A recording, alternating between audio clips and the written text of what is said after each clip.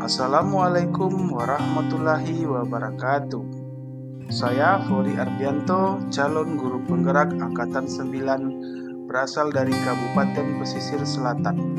Kali ini akan menampilkan tugas aksi nyata modul 1.4 tentang diseminasi budaya positif. Diseminasi budaya positif ini disampaikan oleh 3 orang calon guru penggerak di sekolah tempat saya bertugas. Pertama, Ibu Nitya Roza MPD selaku kepala sekolah, Fori Ardianto SPD saya sendiri selaku guru BK, kemudian Ibu Gusmita Roza SPD selaku guru mata pelajaran.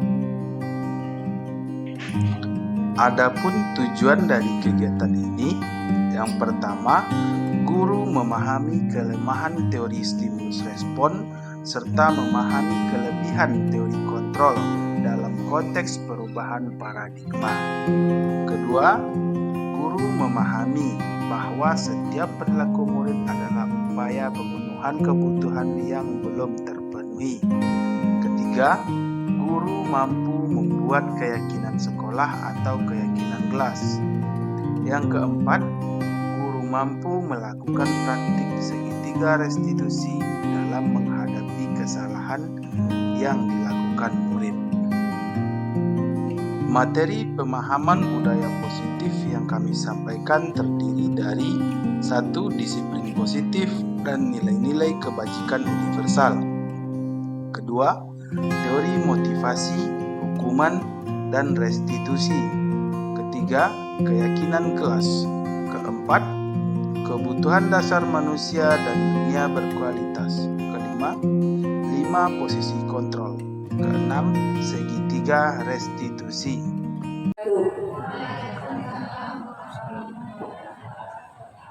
Alhamdulillahirabbil alamin. Assalatu wassalamu ala asyrafil anbiya'i wal mursalin wa ala alihi wa sahbihi rasulullahi ajma'in. Yang sama-sama kita hormati Ibu Kepala SMA Negeri 1 Batang Kapas, yang sama-sama kita hormati Bapak Ibu Wakil SMA Negeri 1 Batang Kapas, yang sama-sama kita hormati Bapak-bapak dan Ibu-ibu Majelis Guru SMA Negeri 1 Batang Kapas beserta jajaran karyawan dan karyawati tata usaha SMA Negeri 1 Batang Kapas. Puji dan syukur marilah sama-sama kita ucapkan atas kehadiran Allah Subhanahu wa Ta'ala yang telah melimpahkan rahmat dan karunia kepada kita semua sehingga kita dapat hadir pada kesempatan kali ini. Kemudian kita berselawat kepada Nabi besar kita, Nabi Muhammad sallallahu alaihi wasallam, yang telah membawa umat manusia dari alam kebodohan kepada alam yang penuh dengan ilmu pengetahuan seperti yang kita rasakan pada saat sekarang ini. Baiklah, pada kesempatan ini saya tidak akan memperpanjang kata-kata mukadimah. Baiklah, kita masuk pada susunan acara kita pada siang hari ini. Yang pertama, protokol yang sedang berlangsung. Acara kedua, kata sambutan oleh Ibu Kepala SMA Negeri 1 Batang Kapas. Dalam hal ini diwakili oleh Bapak Wakil Kesiswaan SMA Negeri 1 Batang Kapas kepada Bapak Afrinaldi SPD disilakan. MPD disilakan. Assalamualaikum warahmatullahi wabarakatuh.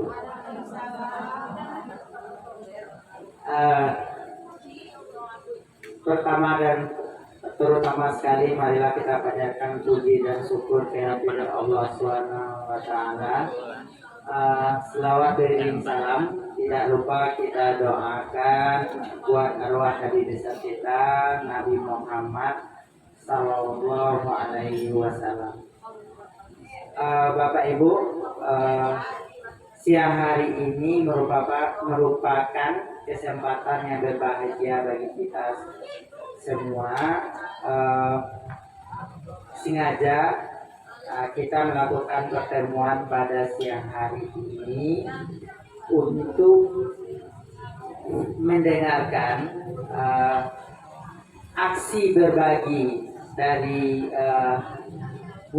calon guru penggerak yang berada di sekolah kita. Kebetulan untuk hari ini akan berbagi 3 orang sekaligus. Hari ini, kesempatan ini kita akan mendengar bagaimana praktik baik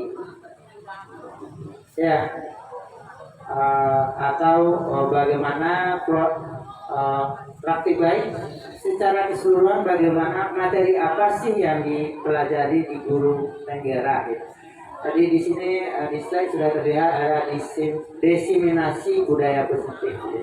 Jadi Pak Ibu, kami mewakili kepala sekolah, besar harapannya untuk kita serius mendengarkan dan ikut berpartisipasi aktif. Mari sama-sama ya kita tagih nih ilmunya dari Bapak Ibu guru penggerak ini. Mudah-mudahan ya apa yang beliau pelajari di guru penggerak, mudah-mudahan kita juga terdampak sehingga sama-sama bergerak untuk kemajuan SMA 1 Batang Kapas. Mungkin untuk acara untuk sambutan cukup singkat dari saya mewakili kepala sekolah. Sekali lagi himbauan dari kami, mari kita semua untuk aktif menggali, menimba ilmu dari Bapak Ibu guru penggerak yang kali ini akan berbagi. Sekian saja diakhiri untuk sambutan ini. Wabillahi taufiq wal hidayah. Wassalamualaikum warahmatullahi wabarakatuh. Terima kasih kita ucapkan kepada Bapak Afrinaldi MPD. Acara selanjutnya penyampaian materi 1 tentang diseminasi budaya positif yang akan disampaikan oleh Bapak Puri Adianto SPD. Kepada beliau dipersilakan.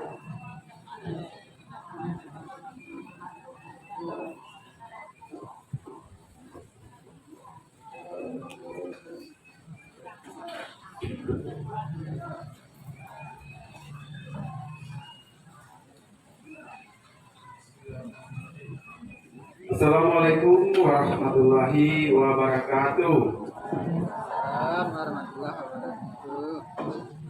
Selamat siang menjelang Jumat Bapak Ibu semuanya.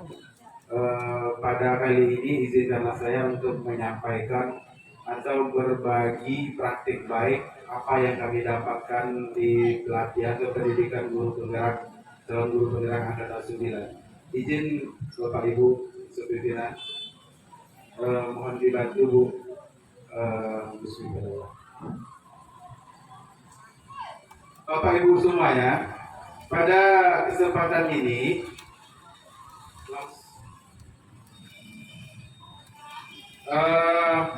kami akan berbagi tentang budaya positif di sekolah. Sebelum saya berbagi tentang budaya positif di sekolah, Bapak Ibu, terlebih dahulu saya ingin mengambil konsentrasi Bapak Ibu semuanya untuk terfokus kepada saya. Karena pada saat ini ketika saya berada di depan, saya merasa orang yang paling tampan di sini. Ya, karena mata semua tertuju kepada saya. Maaf Bapak Ibu agak pede sedikit. Nah, sekarang kita membuat sebuah games permainan. Ini permainan dari mata pelajaran tetangga, atau bukan mata pelajaran saya, matematika. Saya akan mengajak Bapak Ibu bermain tentang penjumlahan. Oke Bapak Ibu, main permainannya begini. Saya akan memunculkan 2 angka untuk dijumlahkan nanti. Apabila hasil dari penjumlahan tersebut positif, maka Bapak Ibu mengangkat tangan jempol, jari jempol seperti ini. Apabila ternyata hasilnya negatif, Bapak Ibu mengangkat tangan dengan menunjukkan telunjuk. Paham Bapak Ibu? Jadi butuh konsentrasi. Kita coba. Saya akan menjumlahkan 2 angka. 36. Masih belum fokus. 36 berapa? Berarti negatif, kita angkat telunjuk. Kalau hasilnya positif, jadi kan saya katakan tadi kita bermain penjumlahan. Saya sebutkan 2 angka, maka hasilnya apa? Kalau dia negatif, maka tampilkan telunjuk. Kalau dia positif, tampilkan, ya maksudnya ganjil genap, mohon maaf. Kalau jadi semua ya Bapak Ibu ya, berarti semuanya konsentrasi pada jatuh.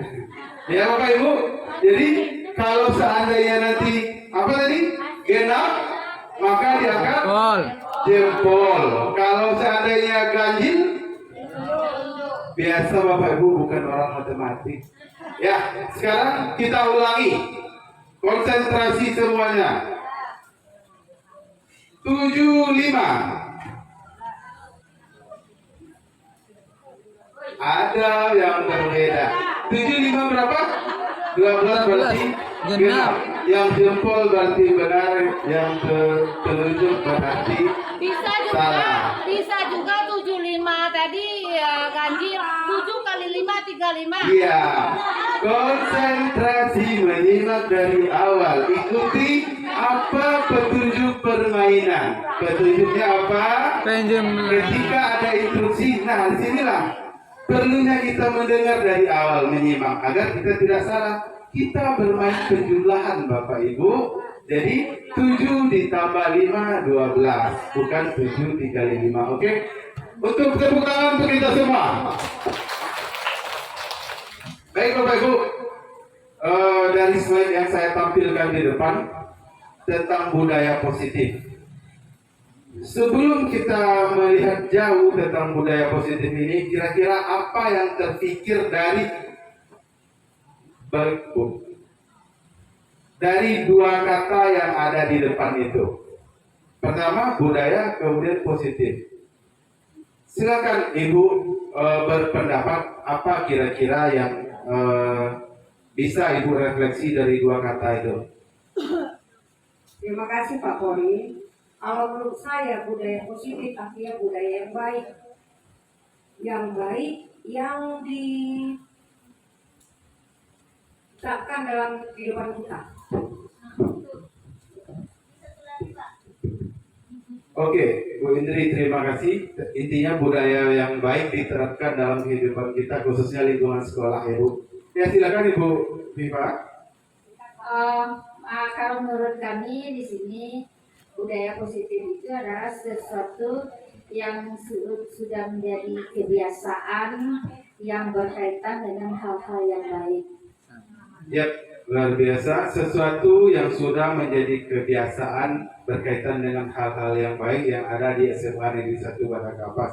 Inilah budaya positif. Hal-hal yang baik ini sepakat kita lakukan di sekolah, Bapak Ibu. Iya, luar biasa. Berarti ada keyakinan bahwasanya kita mampu menerapkan budaya positif di sekolah. Itu hal pertama menjadi plus atau nilai tambah bagi sekolah kita, Bapak Ibu. Selanjutnya, benar sekali yang Bapak Ibu sampaikan tadi.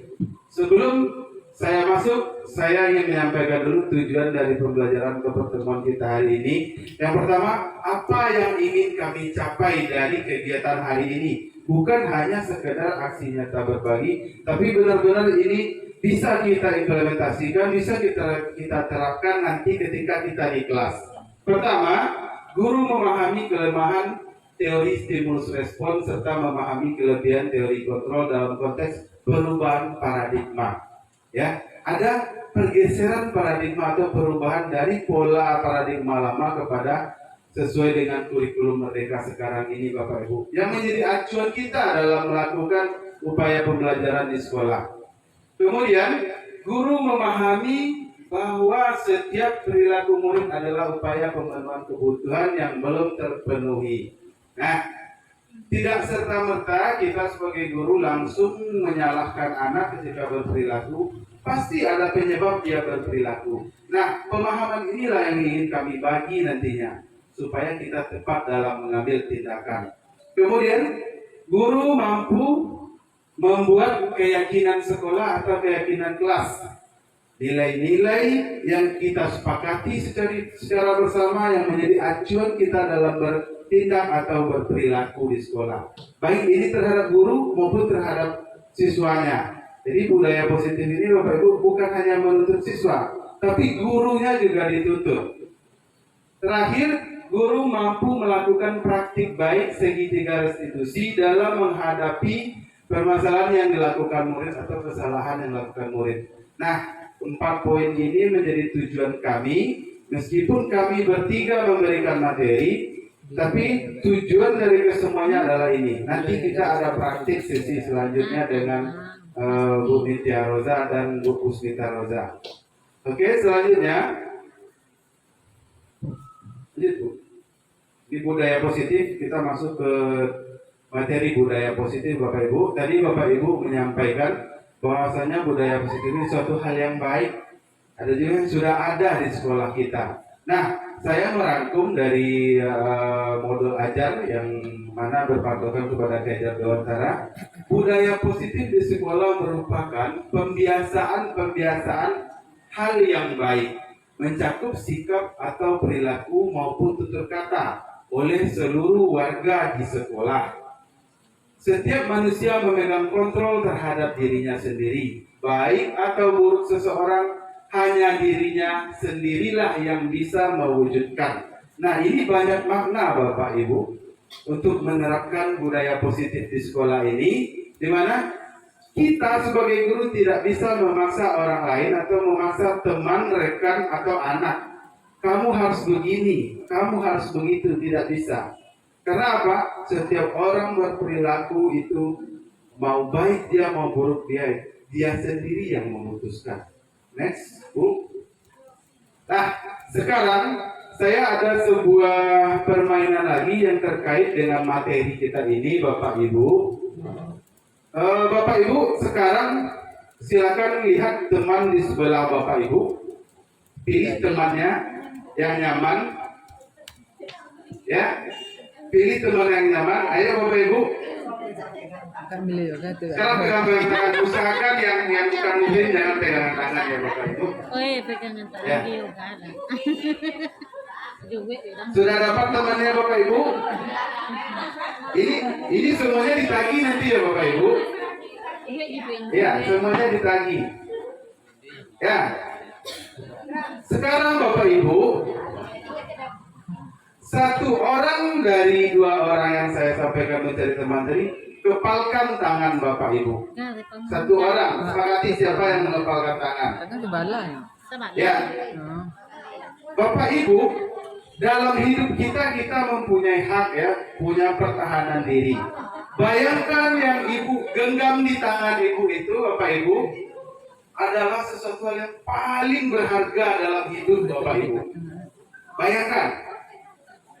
Serius ya, intinya fokus. Bayangkan.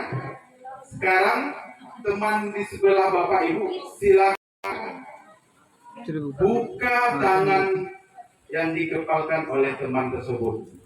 Dengan berbagai cara, terserah apapun caranya, mau kekerasan, mau bujukan, mau nangis-nangis, terserah. Dimulai. Waktu 2 menit.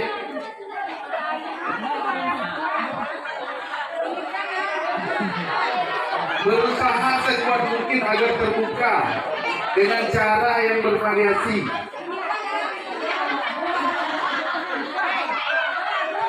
Stop. Nah, oke. Sekarang Bapak Ibu, coba saya tanya, siapa yang berhasil membuka kepalan tangan? Satu, tangan sendiri. Satu ya Bu ya. Ya, satu orang yang berhasil membuka kepalan tangan temannya. Siapa yang dibuka tadi Bu? Oh, Bu Musfa. Oh, tangannya Bu. Pak, kepalan tangan Pak, bukan apa-apa Pak. Bu Musfa, saya mau bertanya, apa motivasinya atau atas dasar apa kenapa Ibu membuka kepalan tangan itu? Berusaha tapi kalau dilawan dikit Oke, luar biasa. Tenaga yang tidak sebanding. Oke, itu baru satu orang yang berhasil terbuka. Sekarang coba bergantian. Perannya bergantian. Teman Ibu yang tadi berusaha membuka, sekarang yang membuka tadi tutup. Mengepalkan tangan sekarang. Bergantian peran. Ya. Kepalkan tangan Bapak Ibu. Pikirkan bahwasanya Bapak sedang memegang sesuatu yang sangat berharga dalam hidup Bapak Ibu. Ya, kalau tidak serius nanti tidak dapat ya Bu ya inti sari dari permainan kita ini. Ya, bayangkan, fokus, konsentrasi. Kalau perlu pejamkan mata Bapak Ibu. Kemudian temannya silakan usahakan membuka kepalan tangan itu sekuat tenaga dengan bujukan atau dengan trik apapun. Dikasih waktu 2 menit. Mulai. Ya, silakan. Bujuk boleh. Terserah.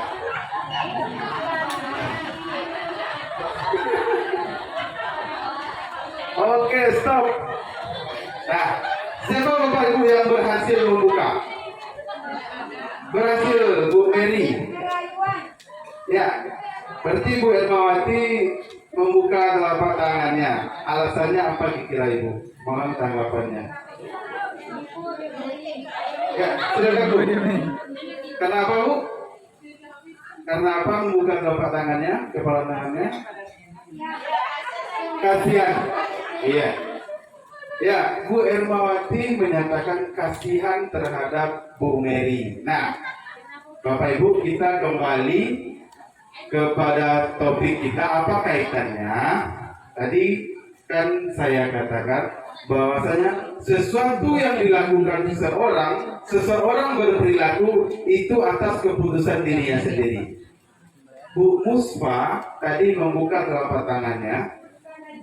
Ya, keinginannya tidak ingin membuka, tapi karena tekanan yang kuat, tenaga yang lebih kuat, akhirnya terlepas. Apakah Bu Musfa ikhlas dalam tekanan kan?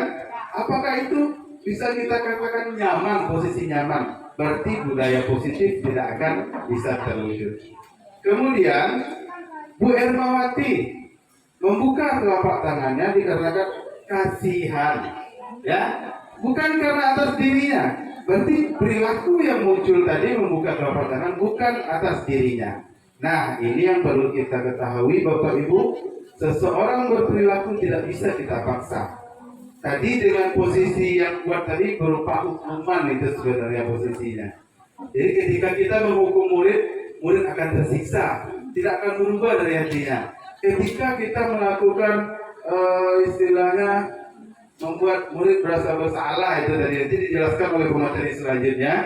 Ya, kasihan. Nah, ini jadinya juga tidak nyaman, jadinya bisa menangis, bisa putus asa, bisa menyendiri. Nah, itu tetap tidak aman. Jadi untuk membuat budaya positif di sekolah, kita harus punya kerangka berpikir dulu, punya wawasan dulu tentang bagaimana posisi yang idealnya.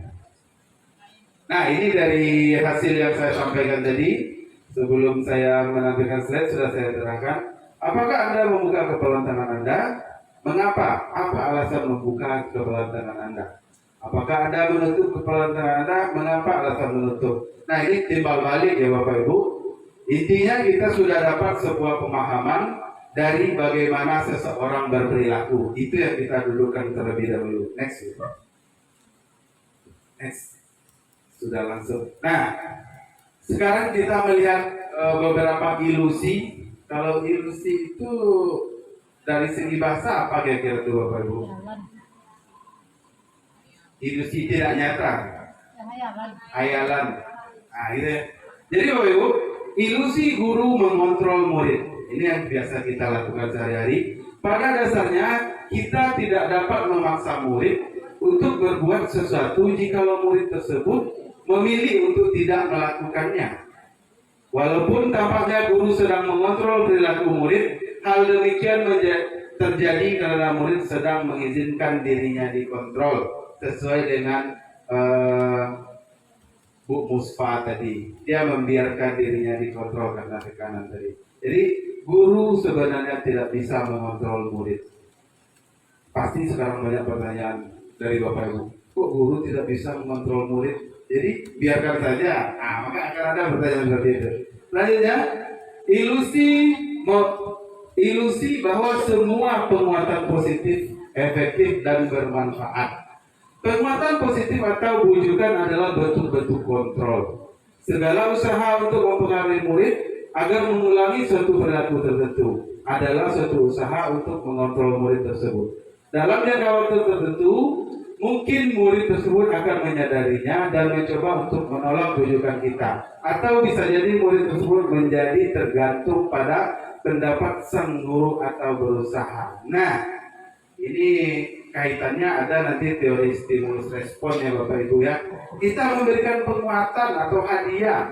Kita laksanakan sehari-hari ketika upacara, kultur, kita memberi hadiah dan memberi hukuman. Ini di sini Bapak Ibu. Ketika kita memberikan penguatan berupa buku atau apa segala macamnya, murid itu akan berusaha untuk rapi. Tapi karena apa? Karena ingin dapat buku atau karena takut membayar sanksi. Apakah benar-benar dalam dirinya? Tidak. Sama dengan mengepalkan tangan tadi. Ya Bapak Ibu, lanjut. Ilusi bahwa kritik kan membuat orang merasa bersalah, dapat menguatkan karakter. Nah, tadi Bu Ermawati berperilaku karena dibuat rasa bersalah, kasihan ya. Itu dapat perilakunya yang berubah, tapi prinsip dasar juga tidak berubah. Menggunakan kritik dan rasa bersalah untuk mengontrol murid menuju pada identitas gagal. Mereka belajar untuk merasa buruk tentang diri mereka.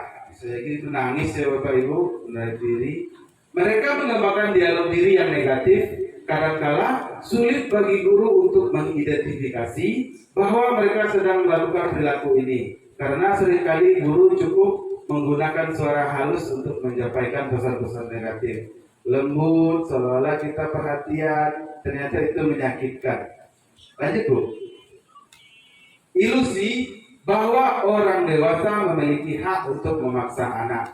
Nah, mungkin sebagai orang tua juga kita sering melakukan ini Bapak Ibu. Banyak orang dewasa yang percaya bahwa mereka memiliki tanggung jawab untuk membuat murid-murid berbuat hal-hal tertentu.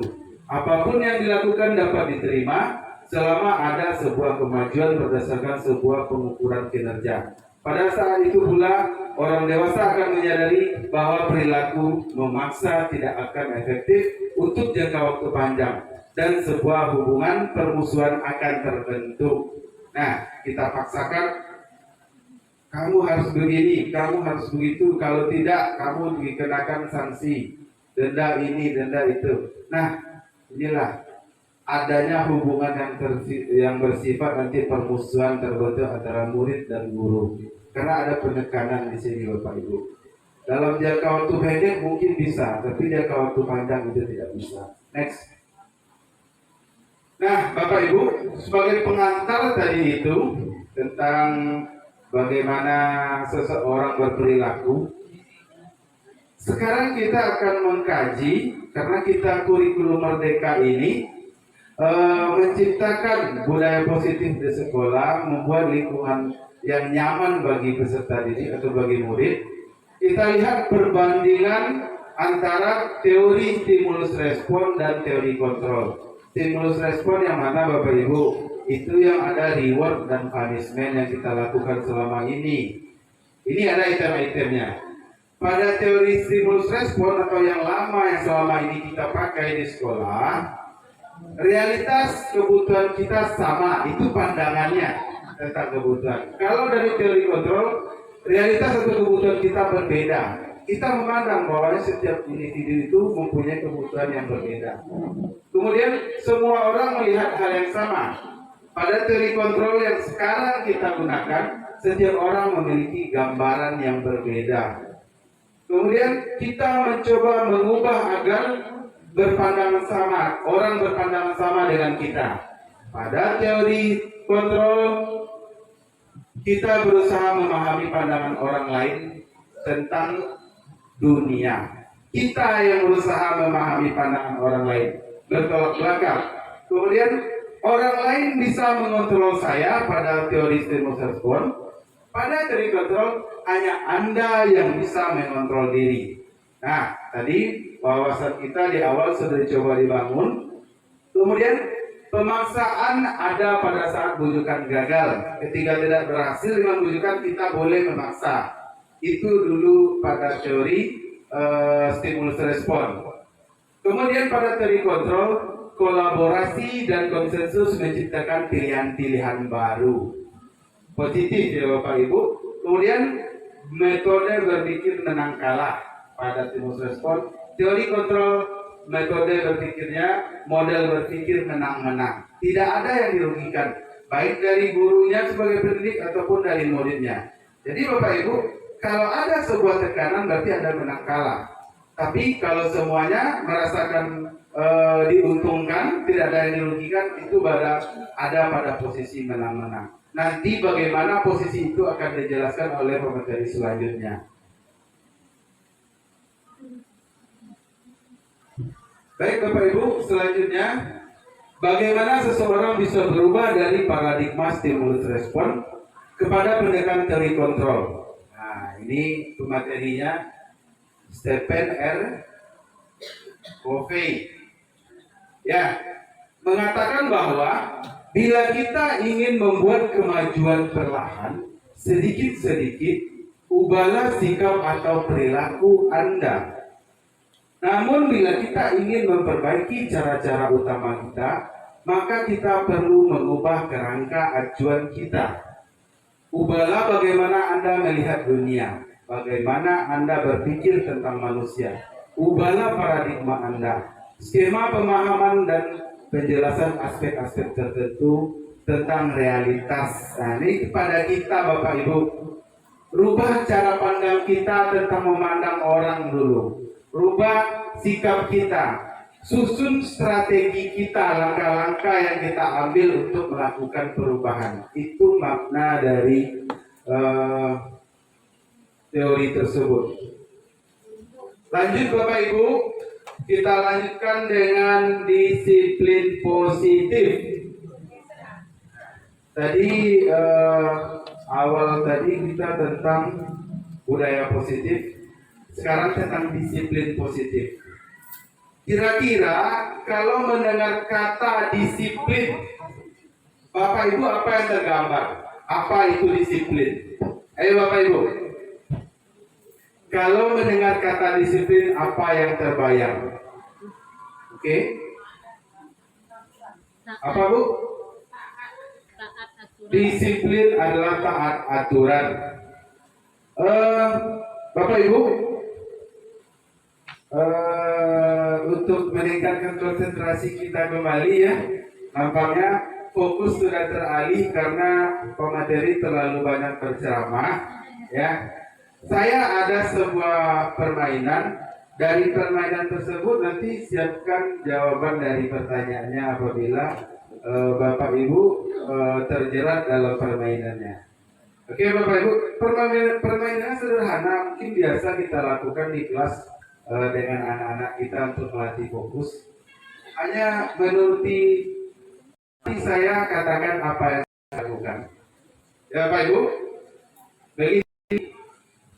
Permainannya seperti ini, gini ya. kalau yang tidak beraksi nanti pas dalam permainan berarti dialah orang yang gagal, dialah orang yang akan menjawab. Apa demikian? Tidak konsentrasi dari sekarang, berarti nanti kan tidak ikut dalam permainan, langsung menjawab pertanyaan. Oke Bapak Ibu, jika ini permainannya, saya mengatakan semut, Bapak Ibu langsung dengan ekspresi sambil berkata besar. Ya, saya bilang gajah, Bapak Ibu langsung mengatakan kecil. Ya, ketika kita agak sulit sedikit ya, saya katakan panjang, Ibu langsung dengan ekspresi pendek. Ketika saya katakan pendek, Ibu kembali dengan ekspresi sambil berkata panjang. Oke, berarti ada 4. Semut, apa tadi? Besar. Gajah, panjang, pendek, oke. Ikuti saya ya Bapak Ibu. Semut, gajah, semut, panjang, pendek,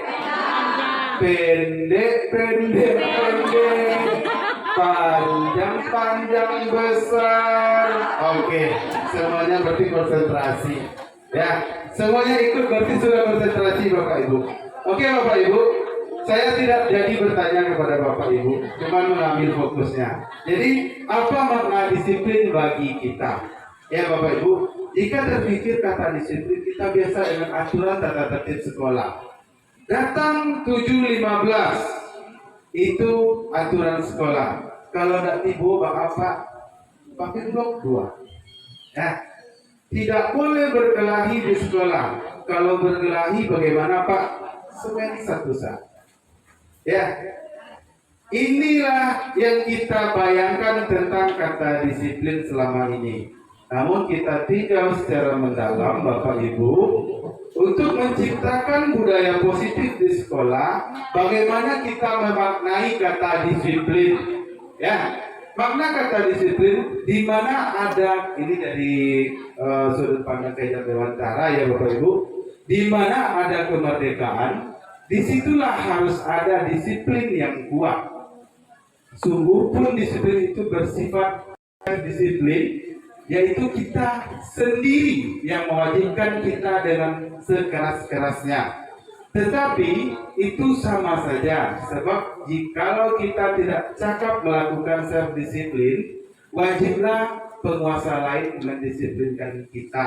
Nah, dari pendapat Ki Hajar Dewantara ini Bapak Ibu, disiplin itu adalah sebuah kemerdekaan. Apabila seseorang sudah sampai kepada titik disiplin diri, disiplin yang bukan diatur orang lain lagi, itulah sebuah kemerdekaan. Kalau kita dengan temanya Merdeka Belajar pada kurikulum Merdeka ini, intinya pada disiplin diri ini Bapak Ibu. Bagaimana kita menuntut murid-murid kita agar bisa disiplin diri. Disiplin diri bisa terbentuk, semua aspek akan dikejarnya itu Bapak Ibu. Ya, dalam segi belajar, kalau disiplin diri, dia sendiri yang mengontrolnya, nilai-nilai yang tertanam dalam dirinya apa. Sebagai siswa, sebagai murid, apa yang saya lakukan, tanggung jawab saya. Dia mengetahui dari dalam dirinya. Bukan begini, beko atau nanti tidak membuat tugas malah nilai rendah. Itu belum disiplin diri. Ya, tidak datang tepat waktu nanti kena hukum. Itu belum disiplin diri. Tapi nilai-nilai yang terkandung dari sebuah perilaku itu merupakan nilai-nilai yang ada di dalam diri murid-murid kita. Itulah usaha kita, itulah tugas kita menuntut murid untuk mencapai kepada posisi disiplin diri atau kemerdekaan yang sesungguhnya. Ya, apa yang terjadi kalau tidak sampai anak kita kepada posisi itu? Nah itu tadi. Mana tadi Ibu? Ya, itu sama dikuasai, wajiblah penguasa lain mendisiplinkan diri kita. Inilah orang lain yang mendisiplinkan kita, orang lain yang akan mengatur kita. Maka kata merdeka tidak akan ada. Kalau disiplin atau aturan yang mengikat yang membuat kita berperilaku tidak merdeka. Ya, seperti misalkan kita pergi ke sekolah, takut karena kepala sekolahnya gagal, saya harus datang pagi. Nah, itu bukan disiplin diri. Tapi ketika kita dari rumah, saya merasakan sebuah kenyamanan ketika datang pagi ke sekolah, bisa mempersiapkan segala sesuatunya agar total dalam nanti ketika berhadapan dengan murid-murid. Ini sebuah keyakinan atau nilai-nilai positif yang ada dalam diri kita. Itu bedanya Bapak Ibu. Bukan karena sesuatu dari luar diri, tapi dari dalam diri. Begitu disiplin positif ini Bapak Ibu. Lanjut. Kita lihat nilai-nilai kebajikan universal. Nah, untuk semua hal tadi Bapak Ibu, kita ada acuan atau patokan dalam melakukan atau menuntun murid di sekolah. Kita tahu dulu nilai-nilai kebajikan yang bersifat universal. Apa yang dimaksud bersifat universal ini? Nilai-nilai kebajikan yang disepakati bersama lepas dari suku bangsa, agama, bahasa maupun latar belakangnya. Nilai-nilai ini merupakan payung besar dari sikap dan perilaku kita, atau nilai-nilai ini merupakan fondasi kita berperilaku. Nah Bapak Ibu, nilai-nilai kebajikan ini bukan suatu hal yang benar menurut kita saja. Saat kita mempunyai suatu pandangan, ini loh yang benar, dan kita paksakan benar itu kepada orang lain, salah. Jadi kalau kita ingin melihat nilai universal, semua orang menerima kalau itu baik. Nah, itu kebijakan kebajikan yang universal Bapak Ibu. Ya, secara bersama tidak ada yang menentang bahwasanya semua itu baik. Nah, untuk kurikulum merdeka, nilai kebajikan apa yang kita patok atau yang kita menjadikan acuan bagi kita? Ada 6 nilai kebajikan dalam profil belajar Pancasila. Pertama, ini yang menjadi target kita Bapak Ibu, bagaimana kita bisa menjadikan murid kita yang beriman dan bertakwa kepada Tuhan Yang Maha Esa dan berakhlak mulia. Bagaimana menjadikan murid kita menjadi pribadi yang mandiri. Bagaimana menjadikan murid kita menjadi orang yang bernalar kritis, mampu menyaring segala macam informasi, mengelola informasi yang ada. Kemudian berkebinekaan global, dapat menerima orang lain, tidak egois. Bagaimanapun orang dengan latar belakangnya, budaya, ekonomi, segala sesuatunya, bukan hanya ras, tapi secara total bisa menerima orang lain. Kemudian bergotong royong, ini tertanam dalam peserta didik kita dalam bentuk kolaborasi. Nah, dalam interaksinya dengan teman-temannya di sekolah, dia bisa berkolaborasi dengan baik sehingga semangat gotong royong yang biasa menjadi budaya bagi kita itu terbentuk. Nah, itulah. Kemudian kreatif, menuntun murid kita untuk kreatif, bebas berkreasi. Orang yang merdeka, orang yang hidup tidak dalam tekanan, dia tidak pernah merasakan takut untuk salah. Dia berani untuk mencoba, karena tidak akan ada yang menghakimi dari karyanya. Inilah yang kita lakukan agar terwujudnya insan kreatif pada murid kita. Next, Bu. Oke, selanjutnya kita lihat nilai kebajikan dari versi lain. Nah, ini adalah nilai-nilai kebajikan yang perlu kita pedomani Bapak Ibu. Ini nanti berguna dalam kita membuat keyakinan kelas. Mungkin sekolah kita sekarang ini banyak yang belum menempel keyakinan kelas. Inilah yang ingin kami nanti di seluruh kelas kita bisa membuat keyakinan kelas bersama anak-anak dengan panduan Bu Gusmita Roza nantinya. Nilai-nilainya ada peduli, keterus-terangan, kebersihan, komitmen, belas kasih, percaya diri, belas kasih, bertujuan, tenggang rasa, gotong royong, keberanian. Nah, semua yang di depan itu adalah nilai-nilai kebajikan yang bersifat universal. Semua kita merasakan bahwasanya itu benar. Lanjut, Bu. Ya, ternyata Bapak Ibu, karena kita ada 3 pemateri Bapak Ibu, kita sengaja membagi materi ini untuk penyampaiannya. Saya rasa untuk membuka pemahaman kita, membuka kerangka berpikir kita tentang bagaimana nanti membuat keyakinan kelas, kemudian bagaimana menerapkan segitiga restitusi. Saya rasa itu cukup untuk bisa nanti menjadi modal bagi kita, dan akan dilanjutkan oleh Ibu Gusmita Roza dengan paparan teori motivasi, hukuman, penghargaan, konsekuensi, dan restitusi. Demikian penyampaian saya Bapak Ibu. Apabila dalam penyampaian tadi ada kata-kata saya yang kurang berkenan di hati Bapak Ibu, yang tidak berada di tempatnya, secara pribadi saya manusia biasa bersifat khilaf, saya mohon maaf. Assalamualaikum warahmatullahi wabarakatuh.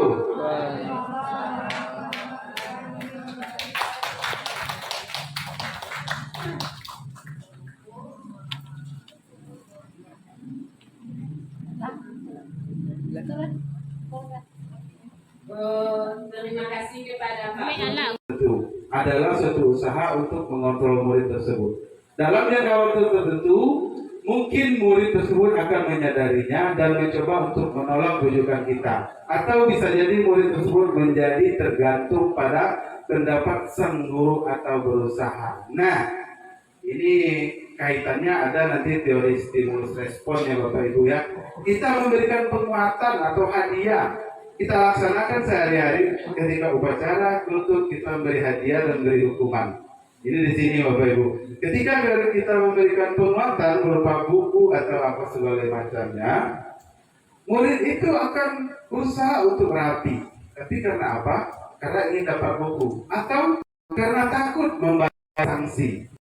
Apakah benar-benar dalam dirinya? Tidak. Sama dengan mengepalkan tangan tadi. Ya Bapak Ibu, lanjut. Ilusi bahwa kritik kan membuat orang merasa bersalah, dapat menguatkan karakter. Nah, tadi Bu Ermawati berperilaku karena dibuat rasa bersalah, kasihan ya. Itu dapat perilakunya yang berubah, tapi prinsip dasar juga tidak berubah. Menggunakan kritik dan rasa bersalah untuk mengontrol murid menuju pada identitas gagal. Mereka belajar untuk merasa buruk tentang diri mereka.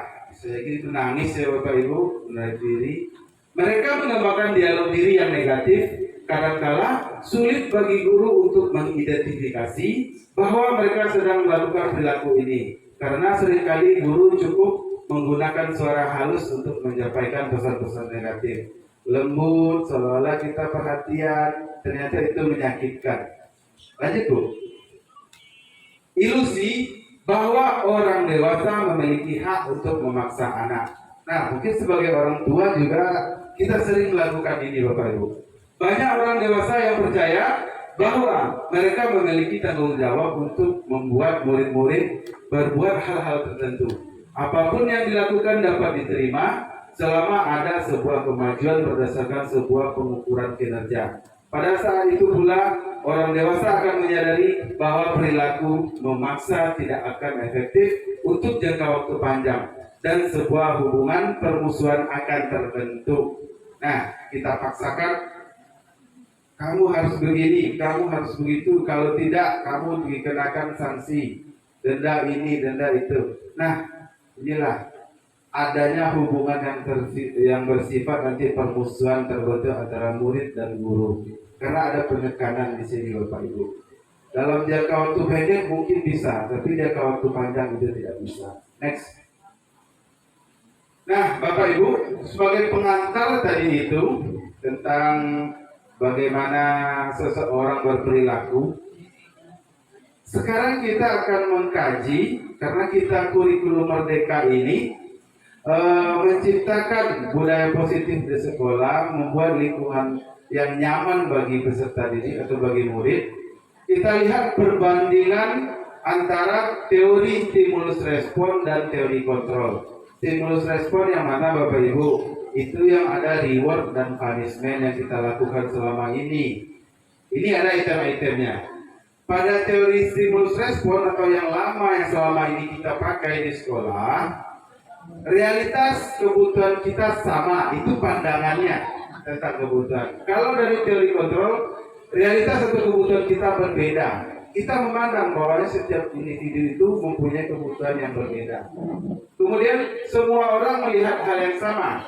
Pada teori kontrol yang sekarang kita gunakan, setiap orang memiliki gambaran yang berbeda. Kemudian kita mencoba mengubah agar berpandangan sama, orang berpandangan sama dengan kita. Pada teori kontrol, kita berusaha memahami pandangan orang lain tentang dunia. Kita yang berusaha memahami pandangan orang lain, bertolak belakang. Kemudian orang lain bisa mengontrol saya pada teori stimulus respon. Pada teori kontrol, hanya Anda yang bisa mengontrol diri. Nah, tadi wawasan kita di awal sudah dicoba dibangun. Kemudian pemaksaan ada pada saat bujukan gagal. Ketika tidak berhasil dengan bujukan, kita boleh memaksa. Itu dulu pada teori stimulus respon. Kemudian pada teori kontrol, kolaborasi dan konsensus menciptakan pilihan-pilihan baru. Positif ya Bapak Ibu. Kemudian metode berpikir menang kalah pada stimulus respon. Teori kontrol, metode berpikirnya model berpikir menang-menang. Tidak ada yang dirugikan, baik dari gurunya sebagai pendidik ataupun dari muridnya. Jadi Bapak Ibu, kalau ada sebuah tekanan berarti ada menang kalah. Tapi kalau semuanya merasakan diuntungkan, tidak ada yang dirugikan, itu ada pada posisi menang-menang. Nanti bagaimana posisi itu akan dijelaskan oleh pemateri selanjutnya. Baik Bapak Ibu, selanjutnya bagaimana seseorang bisa berubah dari paradigma stimulus respon kepada pendekatan teori kontrol. Nah, ini pematerinya Stephen R. Covey. Ya, mengatakan bahwa bila kita ingin membuat kemajuan perlahan, sedikit-sedikit, ubahlah sikap atau perilaku Anda. Namun bila kita ingin memperbaiki cara-cara utama kita, maka kita perlu mengubah kerangka acuan kita. Ubahlah bagaimana Anda melihat dunia, bagaimana Anda berpikir tentang manusia. Ubahlah paradigma Anda, skema pemahaman dan penjelasan aspek-aspek tertentu tentang realitas. Nah, ini kepada kita Bapak Ibu, rubah cara pandang kita tentang memandang orang dulu. Rubah sikap kita, susun strategi kita, langkah-langkah yang kita ambil untuk melakukan perubahan. Itu makna dari teori tersebut. Lanjut Bapak Ibu, kita lanjutkan dengan disiplin positif. Tadi awal tadi kita tentang budaya positif. Sekarang tentang disiplin positif. Kira-kira kalau mendengar kata disiplin, Bapak Ibu apa yang tergambar? Apa itu disiplin? Ayo Bapak Ibu. Kalau mendengar kata disiplin, apa yang terbayang? Oke? Apa Bu? Disiplin adalah taat aturan. Bapak Ibu, untuk meningkatkan konsentrasi kita kembali ya, nampaknya fokus sudah teralih karena pemateri terlalu banyak berceramah ya. Saya ada sebuah permainan.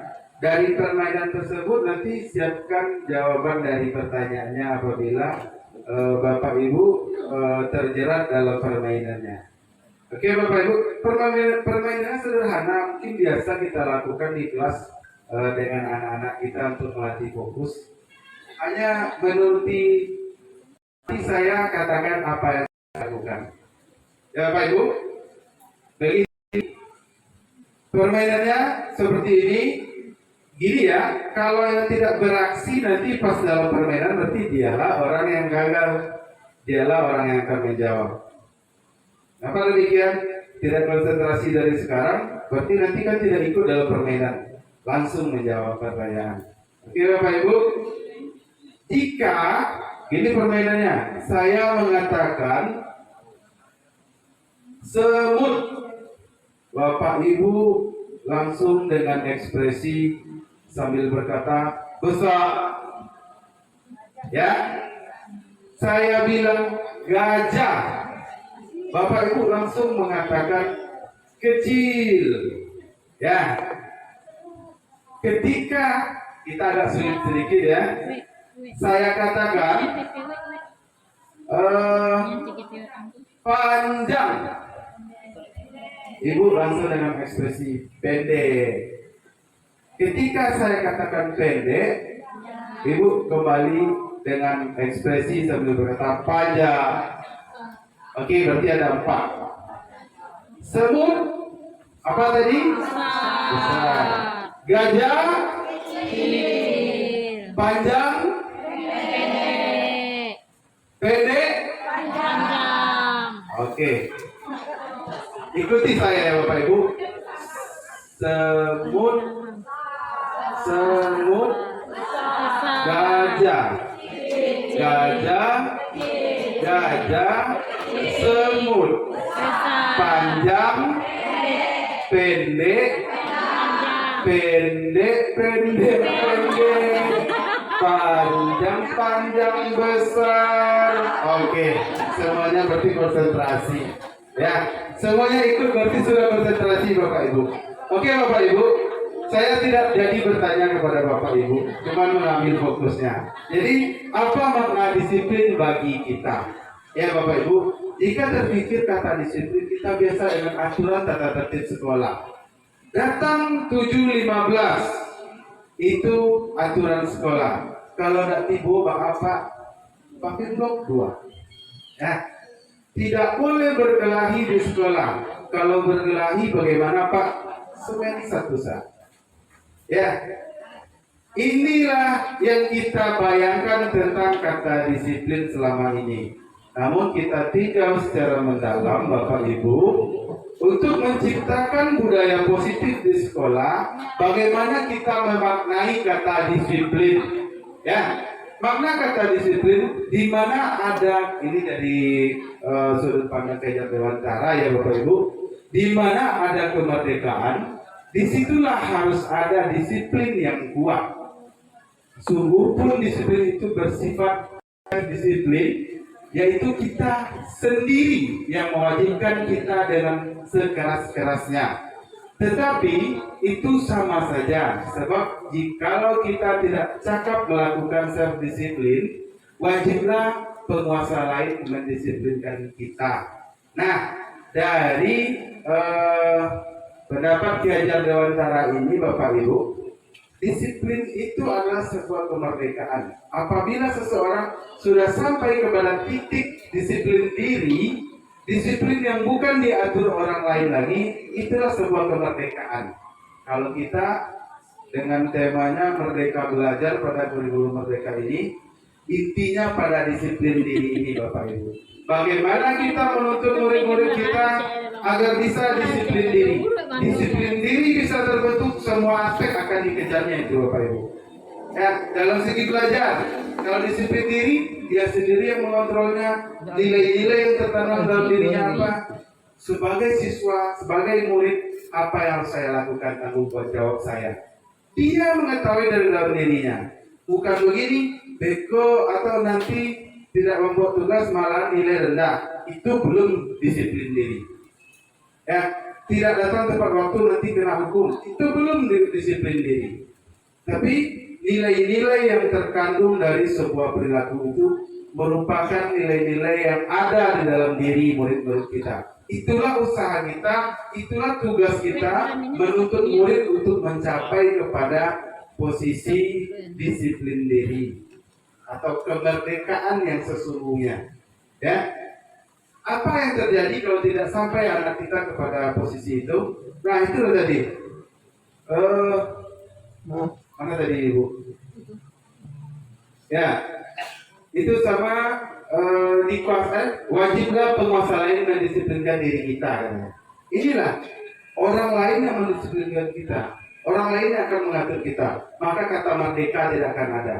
Kalau disiplin atau aturan yang mengikat yang membuat kita berperilaku, tidak merdeka. Ya, seperti misalkan kita pergi ke sekolah, takut karena kepala sekolahnya saya harus datang pagi. Nah, itu bukan disiplin diri.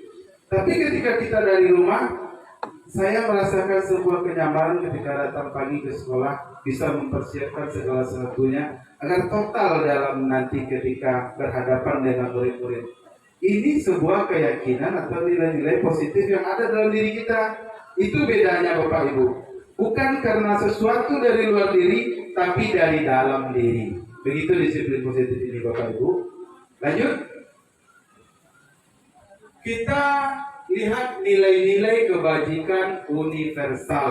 Nah, untuk semua hal tadi Bapak Ibu, kita ada acuan atau patokan dalam melakukan atau menuntun murid di sekolah. Kita tahu dulu nilai-nilai kebajikan yang bersifat universal. Apa yang dimaksud bersifat universal ini? Nilai-nilai kebajikan yang disepakati bersama lepas dari suku bangsa, agama, bahasa maupun latar belakangnya. Nilai-nilai ini merupakan payung besar dari sikap dan perilaku kita, atau nilai-nilai ini merupakan fondasi kita berperilaku. Nah Bapak Ibu, nilai-nilai kebajikan ini bukan suatu hal yang benar menurut kita saja. Saat kita mempunyai suatu pandangan, ini loh yang benar, dan kita paksakan benar itu kepada orang lain, salah. Jadi kalau kita ingin melihat nilai universal, semua orang menerima kalau itu baik. Nah, itu kebajikan yang universal Bapak Ibu. Ya, secara bersama tidak ada yang menentang bahwasanya semua itu baik. Nah, untuk kurikulum merdeka, nilai kebajikan apa yang kita patok atau yang kita menjadikan acuan bagi kita? Ada 6 nilai kebajikan dalam profil belajar Pancasila. Pertama, ini yang menjadi target kita Bapak Ibu, bagaimana kita bisa menjadikan murid kita yang beriman dan bertakwa kepada Tuhan Yang Maha Esa dan berakhlak mulia. Bagaimana menjadikan murid kita menjadi pribadi yang mandiri. Bagaimana menjadikan murid kita menjadi orang yang bernalar kritis, mampu menyaring segala macam informasi, mengelola informasi yang ada. Kemudian berkebinekaan global, dapat menerima orang lain, tidak egois. Bagaimanapun orang dengan latar belakangnya, budaya, ekonomi, segala sesuatunya, bukan hanya ras, tapi secara total bisa menerima orang lain. Kemudian bergotong royong, ini tertanam dalam peserta didik kita dalam bentuk kolaborasi. Nah, dalam interaksinya dengan teman-temannya di sekolah, dia bisa berkolaborasi dengan baik sehingga semangat gotong royong yang biasa menjadi budaya bagi kita itu terbentuk. Nah, itulah. Kemudian kreatif, menuntun murid kita untuk kreatif, bebas berkreasi. Orang yang merdeka, orang yang hidup tidak dalam tekanan, dia tidak pernah merasakan takut untuk salah.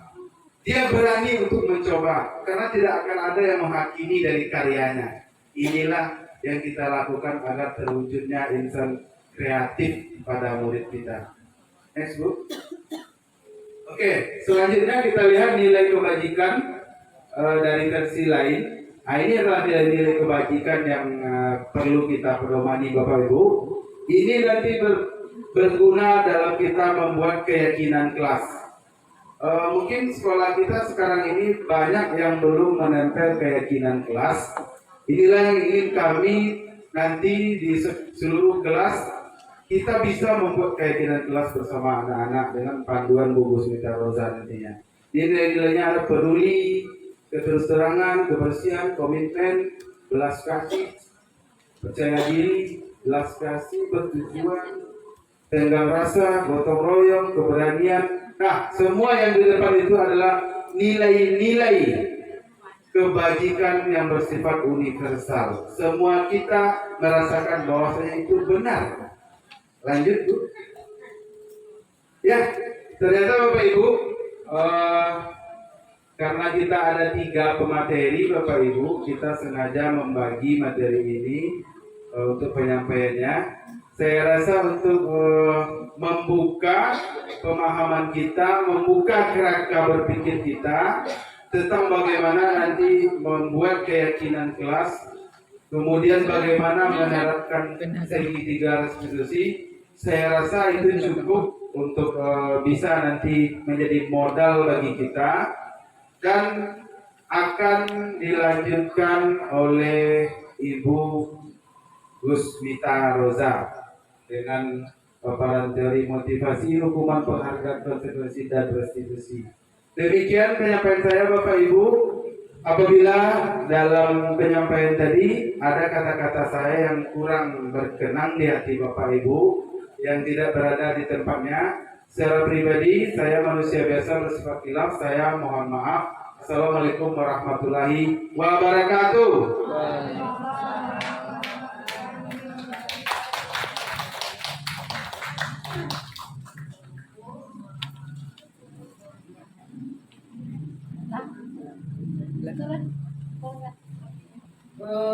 Terima kasih kepada Pak